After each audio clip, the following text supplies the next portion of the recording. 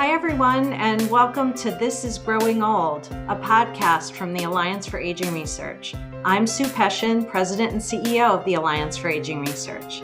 At the Alliance, we're all about helping people live longer, happier, more productive lives. Unfortunately, ageism in our society continues to be a huge barrier to healthy aging. Here to talk about ageism is Ashton Applewhite, an activist and author who wrote a fantastic book called This Chair Rocks, a Manifesto Against Ageism. Ashton, thank you so much for joining us on This is Growing Old. My pleasure. So you have a TED Talk titled Let's End Ageism. Please tell us more about how ageism impacts the health of older adults and prevents them from getting the health care they need. Yeah, I really think that the most sort of powerful, ideologically neutral argument for doing something about ageism in the culture is its effect on our health. Whether you think having more older people is a fabulous thing or a disaster, no one wants older people to be unhealthy, in pain, expensive. And of course, we as older people don't want those things either. And there is a growing body of fantastic, fascinating research, much of it conducted by Becca Levy at Yale, that about how attitudes towards aging affect how our minds and bodies function at the cellular level. You know, diet change is really hard. Lifestyle change is really hard. Losing weight is really hard. Sticking to an exercise regime is really hard. Reading some stuff about aging is not hard.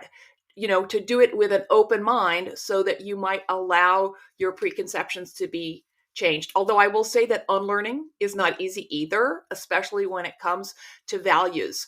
So people with, most of the time, the media frames this as people with a positive attitude towards aging, and the list is so long: live longer, an average of 7.5 years longer, heal quicker from severe disability, walk faster, have better handwriting, which is a surprisingly accurate indicator of all kinds of health functions.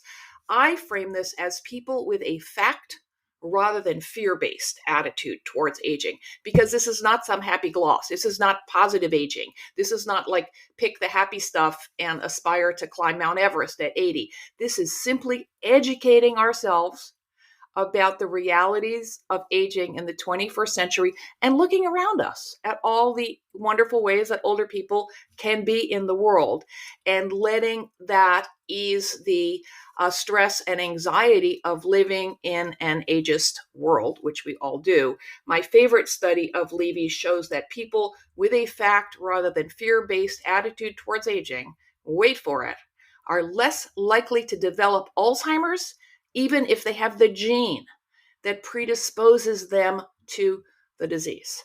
So I hope you'll back a public health campaign, an anti-ageism campaign, as a public health campaign, because that is, of course, why the World Health Organization has launched just such a campaign this spring, a fantastic campaign. And it's not the World Old People Organization.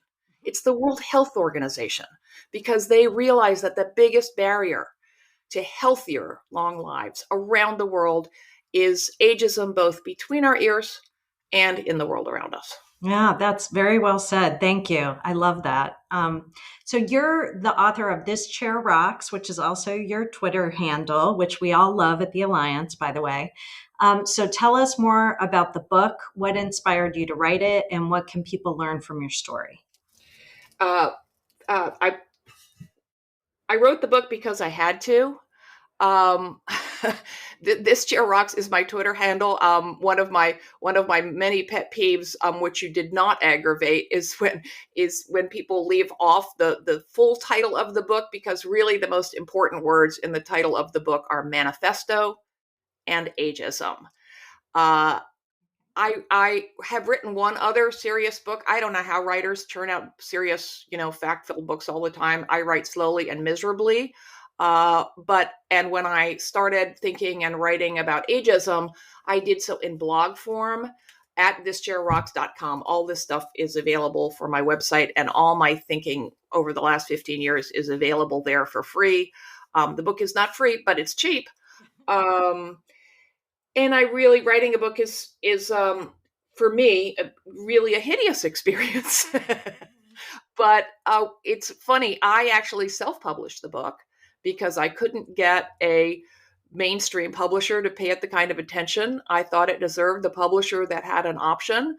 I met with the editor and she looked at me and she said, "We're concerned no one else is writing about this." And my face did this like scurry uppy thing. And instead of saying the tactless thing that was on the tip of my tongue, I said, "Gee, I think you should see that as a feature and not a bug." Right. But and then it's a good story because I did a few years later sell it to a Celadon Books, a new division of Macmillan, which is just doing a terrific job with it, which I'm very, very happy about. I mean, once I self-published the book, even though we had no mechanism to, let the New York Times know, so to speak, it did change things. It's like you have more weight in the world somehow, and it is a really, really good book, and I'm proud of it. Ah, that's awesome. Well, you should be. Thanks. So It's fun to read. Say it's fun to read. it is really fun to read. It's very clever, and I enjoyed it. So I I think think when people hear the word manifesto, they think there's going to be a lot of fiber. And to be fair, there's a lot of fiber, but it is, I hope, couched in an engaging way. yeah, and I think part of what you try to convey is that it's humor that helps you with your attitude towards how you approach aging. And that's what you have a lot of in the book, which is why I think it's so easy to get through. Thanks. So we also love your Tumblr that you have set up called Yo, Is This Ageist? Where you answer questions people have about whether something is ageist. A few of the questions are about generational labels and whether or not it's ageist to refer to someone as a baby boomer. What are your thoughts on labels when it comes to age? Well, the ageism is by definition stereotyping and discrimination on the basis of age. Stereotyping is thinking of all members of a group as the same. It's always misinformed, of course, and problematic to stereotype any group, but especially when it comes to age, because as I'm sure your research reveals in all kinds of ways that I don't know about, the longer we live, the more different from one another we become. So the older you are, the less your age reveals about what you're interested in, what you're capable of physically and cognitively, socially, the works, right? When we label any group of people born within a certain period of years with a label, we inherently are stereotyping them. And there have been so many articles recently. If you look at my blog, thischairrocks.com/blog, you will see a link to an article that I wrote for Next Avenue called "Let's Climb Out of the Generation Trap." Since then, there have been 5 subsequent articles, most recently this week in the New Yorker, about why generational labels are misleading and problematic. The fundamental one being that they have no basis in science. No scientist can agree on the definition of a generation. Generational labels were basically invented by marketers to sell us stuff. They are promoted by the media because they're so catchy and they're so convenient. And we all use generational labels.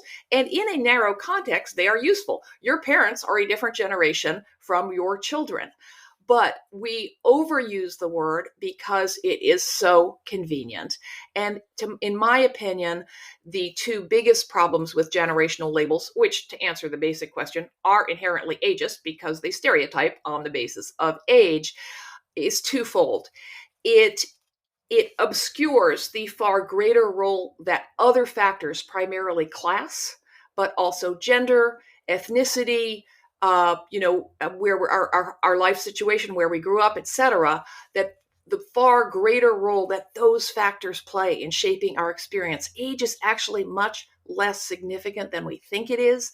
And also, as an activist against ageism, those labels are divisive. They are used and provoked by the media, even those dopey clickbait, like 6 things millennials should never wear, or, don't make these boomer mistakes. And it's really hard to resist clicking on them because we're human. But all they do is foster this idea that people of a certain age are alike when nothing could be further from the truth.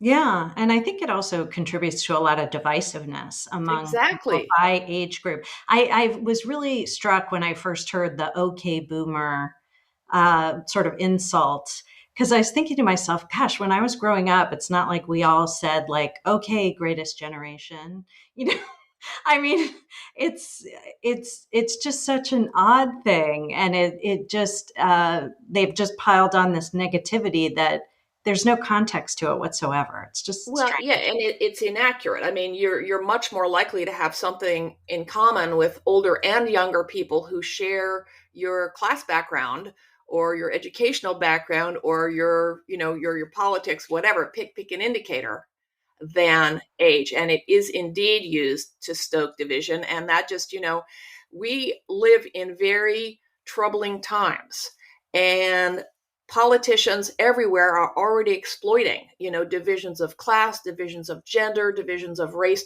We simply cannot afford to add age to the mix.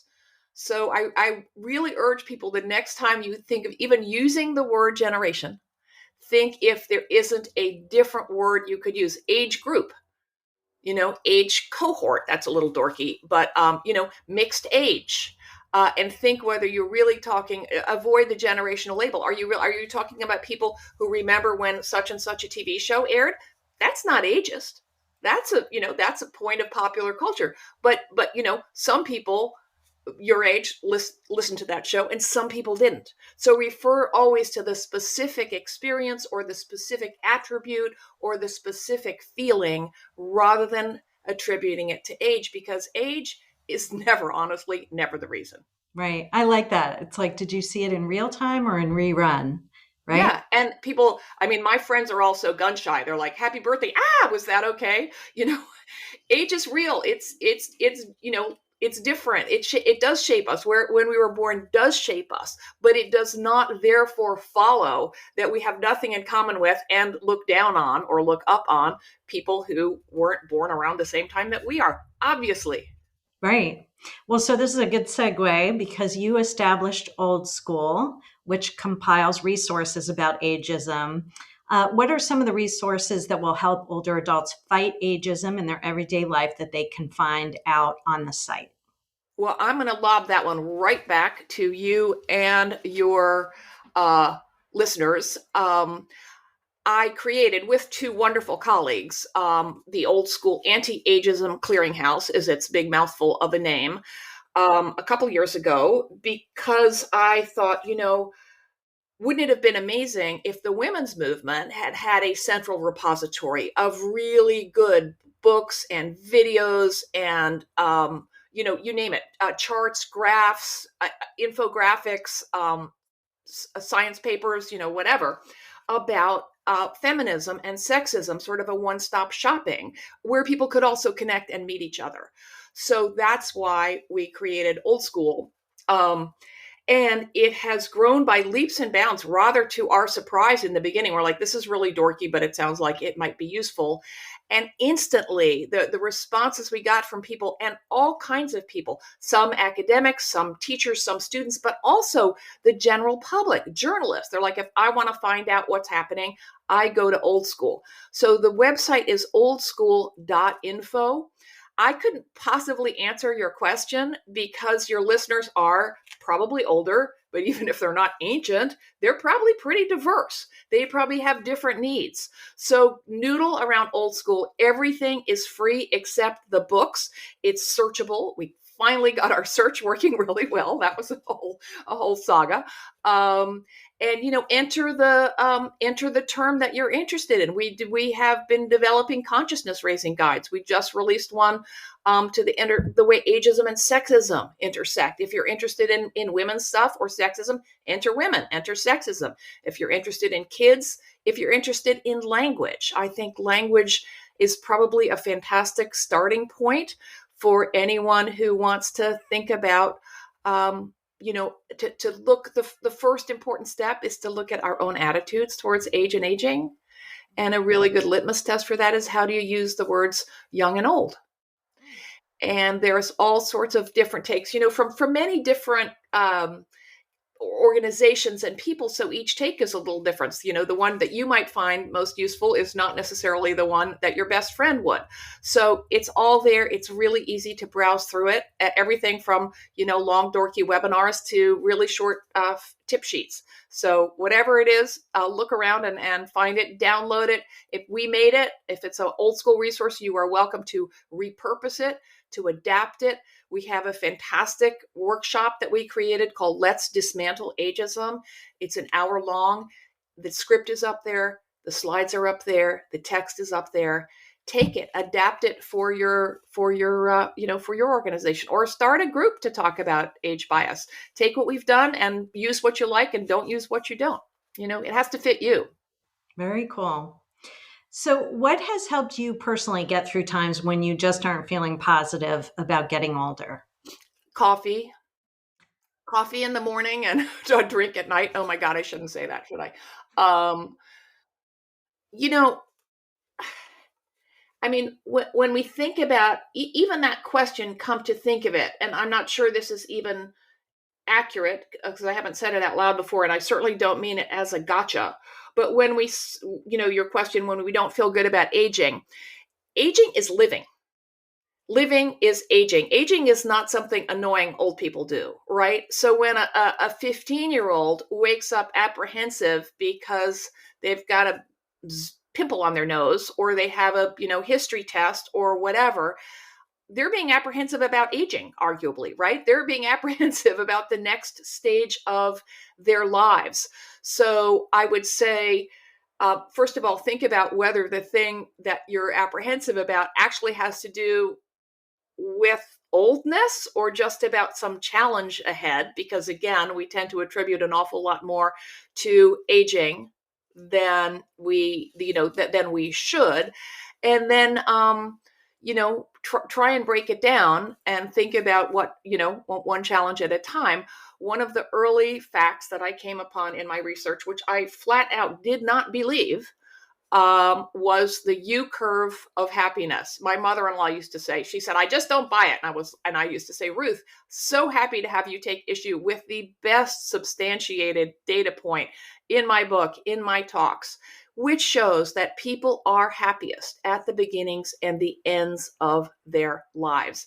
Because especially in your 80s and 90s, we get better. This is a function of the way aging itself affects the brain. We get better at not sweating the small stuff.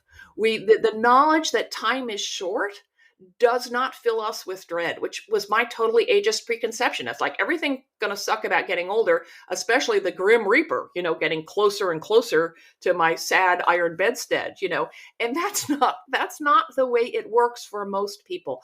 Of course, there are always exceptions, but to me, as a thinky person, it comforted me, although there's still, of course, things that I fear, but knowing that the great majority of the pizza pie, if you will, that this changes, and that I am statistically really likely to end up in the 90% of the pizza, not the 10%, is a comfort to me. So I would say educate yourself about age and aging, and also look around at the older people around you. I have a passage in the book, which I appropriated from a geriatrician named Joanne Lynn, and she called herself an old person in training. And it's really just a mental trick. Ageism takes root in denial, in pretending we're not going to get older. That isn't going to happen to us. We eat enough kale and, everything will stay the same. Nothing, newsflash, spoiler alert, nothing stays the same. And if you become an old person in training, all that is acknowledging that someday you're going to get old, if you're lucky. And the older you can be, as far off down the horizon as you need her to be, right? This is not, it's just acknowledging that she's there, right? And it's really hard to imagine getting older, especially when you're young. I don't think that's ageism. I think that's being human. But if you can acknowledge that you are going to get old, then you don't get caught up in this hamster wheel of denial. And you look at, I mean, part of that ideally is looking at the older people around you, and instead of past them. and looking at the behaviors or attitudes they have that you like, and the ones that they don't. Not, I mean, some older people are wise and happy, and lots of older people are idiots and cranky. I'm shooting for a wise-ish and cranky, because I'm never going to be one of those happy, cheerful ladies rocking peaceably in the corner. Again, we have our own paths, but once you acknowledge that this will happen, it strips it of this dread, of this sort of myth, like, how do I keep it from happening, along with the knowledge that you'll probably enjoy it when it does. That's great. So we asked all these questions of all of our podcast guests. The first one is, when you were a kid, what did you imagine growing older would be like? I honestly don't think I thought about it. I mean, I think when you're a kid, you live in the moment because you don't have the wherewithal to do anything else, right? And that's why kids are happy. They're not, I mean, little kids, they're not looking ahead. And I mean, I do remember like wondering why on earth these grown-ups just sat around. Like, why would you sit in a chair and just go blah, blah, blah all the time, when you could like be running around and, scraping your knees on things? Um, and then when I was an adolescent, I was so miserable.